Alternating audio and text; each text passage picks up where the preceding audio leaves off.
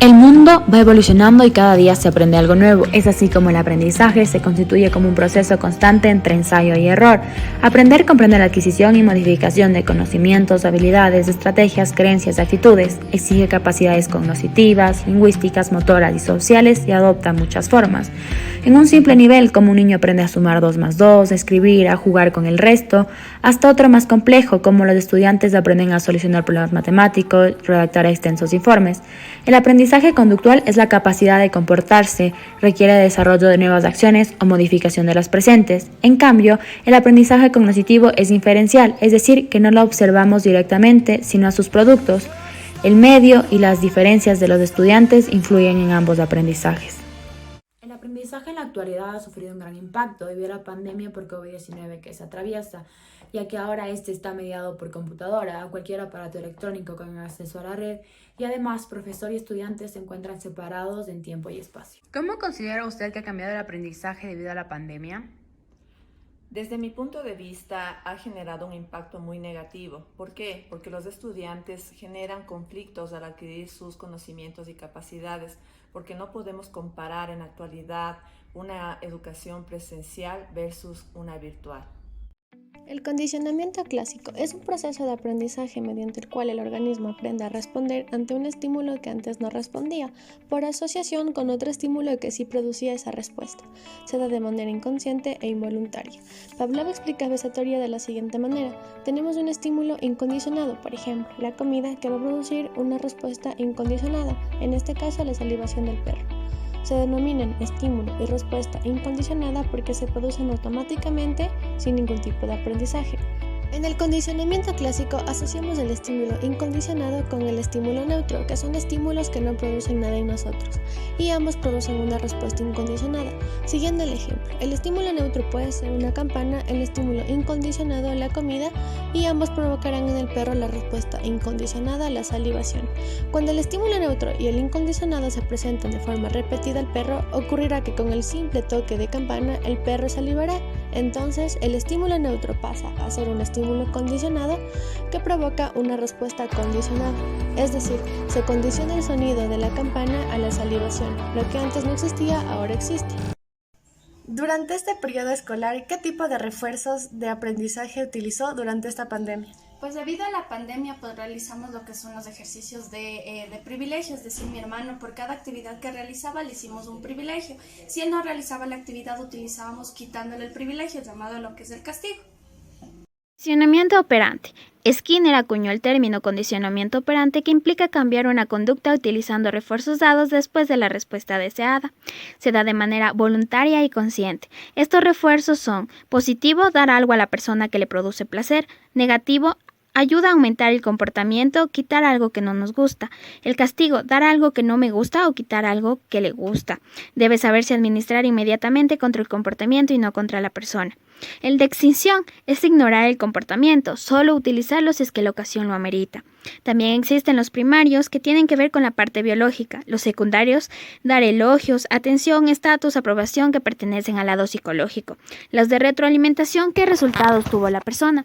Además existen programas de refuerzos: el intervalo fijo, que indica un tiempo definido; intervalo variable, un tiempo indefinido; la razón fija, el número de veces definido; y la razón variable, el número de veces indefinido. Pues a continuación les voy a explicar algo sobre el aprendizaje vicario u observacional. Consiste en aprender observando a otros. De acuerdo a cómo Bandura, a los efectos de los procesos vicarios pueden ser tan amplios y significativos como los efectos del aprendizaje directo. Y aprendo a través de lo que recibimos y vemos de otra persona. Esto vendría a ser otra definición. Las fases vendría a ser observación y atención, modelo referente, memoriza el comportamiento, reproduce el comportamiento, refuerza el comportamiento, y el primer modelo vendría a ser los padres, hermanos, maestros, amistades y televisión. Aprendizaje latente. El aprendizaje latente, según Tolman, consiste en adquirir conocimiento de forma inconsciente. Es decir, que el sujeto, a pesar de no tener ningún tipo de experiencia, llegaría a obtenerlo a través de repetidos pasos.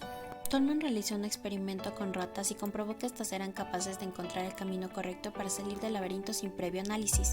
Aprendizaje por discernimiento.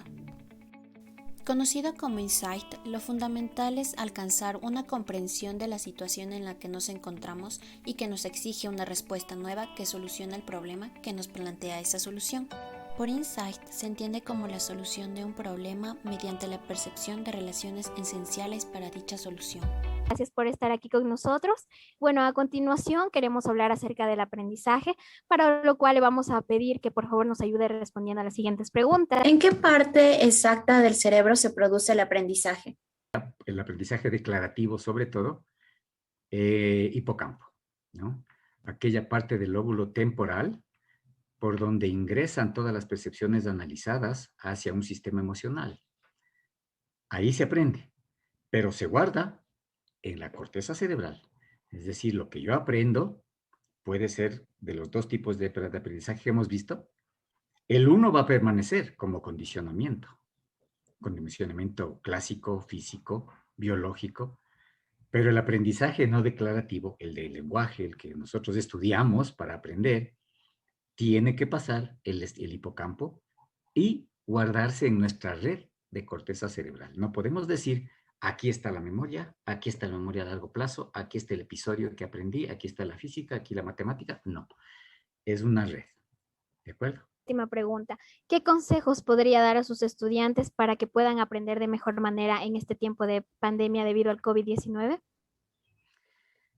A ver, primerito, sobreponerse a la situación voluntariamente, entregarse a la posibilidad, es decir, lo que nos queda es tener clases virtuales, pero ayudarnos lo más posible a tener un contacto, aunque sea visual, porque la emocionalidad que el cerebro del profesor puede indicar te ayudará a aprender, que si solo escuchas y no ves, se te va a ir, te aburres muy pronto y son 2 horas de clase. Entonces seguramente la mente va a estar en otras cosas si tienes la misma cámara, la misma imagen. Pero si está prendida el video, por lo menos ya puedes ver y te pueden ver a ti. Y entonces el profesor puede realimentarte. Esa es la base. A veces tenemos la vergüenza de prender la cámara. Segundo, les decía asistir a clase. No solo porque las asistencias, que tienes que cumplir un número, sino porque es básico que el profesor explique la idea medular del asunto y cuando ustedes vayan al libro a reforzar, se pueda entender lo que dice el libro. Ya después de asistir, leer. Y les decía yo, no solo la literatura, sino los gráficos, analizar los gráficos. Analizar, eso es básico. Ahí el cerebro tiene más capacidad de aprendizaje. Parte. Muchas gracias a ustedes por haberme tomado en cuenta